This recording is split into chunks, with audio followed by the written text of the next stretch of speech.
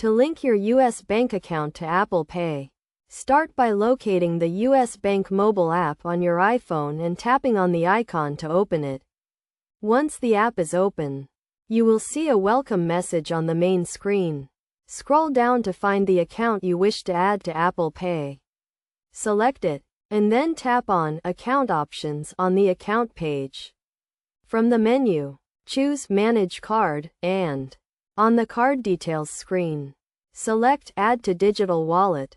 Choose Apple Pay as the digital wallet you want to add the card to, and then confirm that you want to proceed with adding the card. Next, you will be prompted to verify your identity using a 6-digit verification code. Enter the code you receive. Tap Next and agree to the terms and conditions.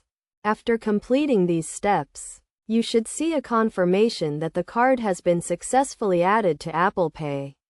Additionally, you have the option to set the card as your default payment method in Apple Pay.